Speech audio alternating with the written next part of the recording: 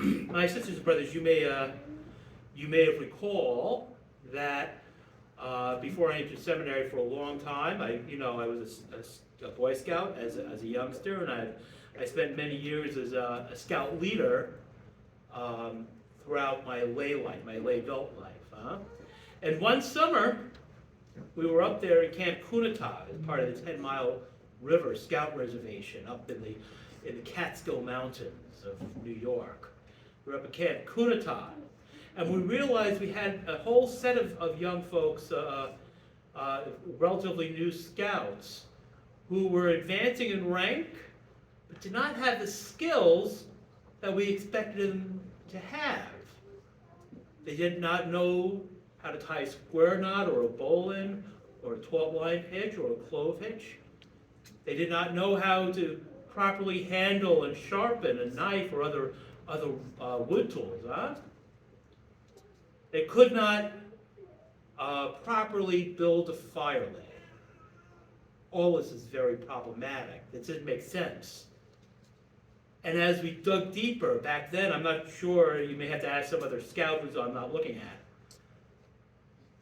about whether this is still the case. This is a long time ago, but certainly when a scout reached the rank of first class, they could sign off on the requirements of younger scouts. And we found that there was this young first-classman who came up the ranks very quickly. He was so pleased with himself that he would just sign off on other kids' requirements just because he could. And he wasn't testing to see if they had actually mastered those skills. But we just want to show off that he had this authority, Had this authority to sign off on things. It reminds me, sisters and brothers, as we hear about Shebna. It's the only time in the whole book of Isaiah that Isaiah takes an individual person to task. Master of the palace, Shebna. We hear this 3 verses earlier. We hear what Shebna had done. Shebna, that's right. Shebna had built for himself a tomb in a high place, probably higher than he was entitled to. And I suspect, although I don't have the scholarship to prove this, I suspect probably on the public dime.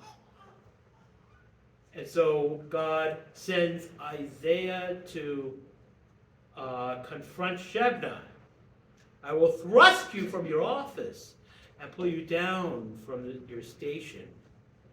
And instead to Eliakim, clothed with his robe, girded with his sash, and given the authority that Shebna had.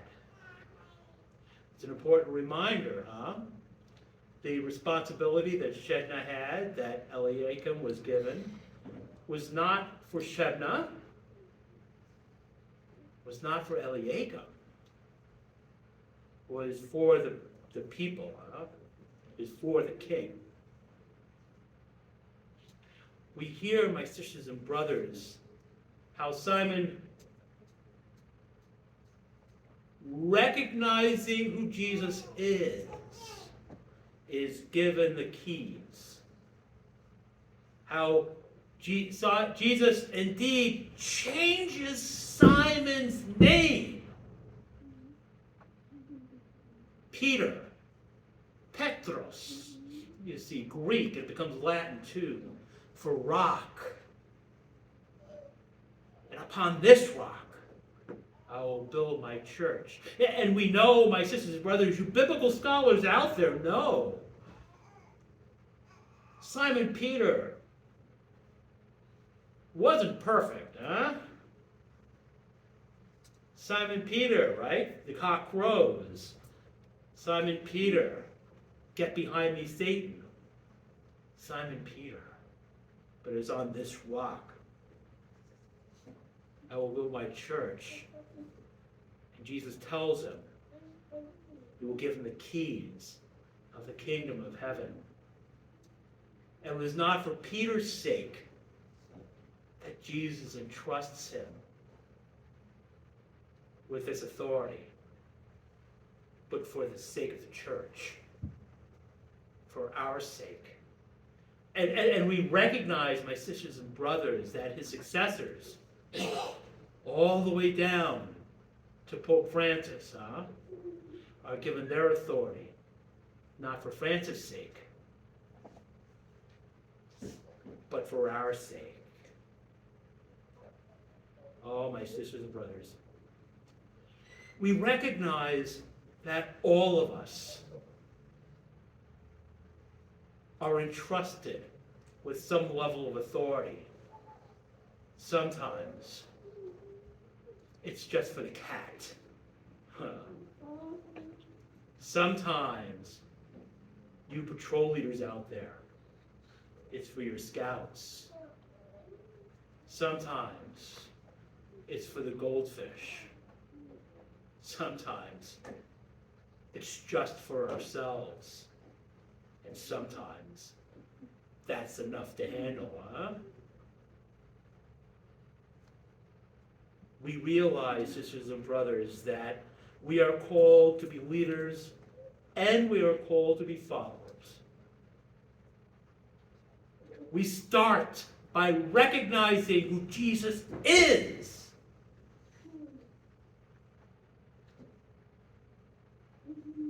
The Christ, the Son of the living God. And through that realization, exercise the authority that we've been given and accept the authority of those who are called to lead us. So that they may be, and we may be, fixed like a peg in a sure spot, so that we can better give thanks to his name because of his kindness and truth. So that our minds, the minds of the faithful, may unite in a single purpose.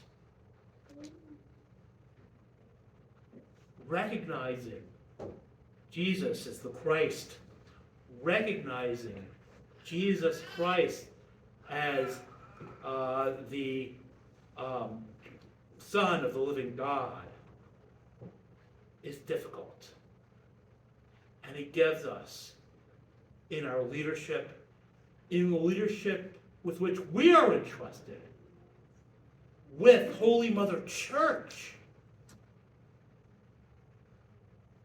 a better ability to recognize him, a better ability to proclaim him.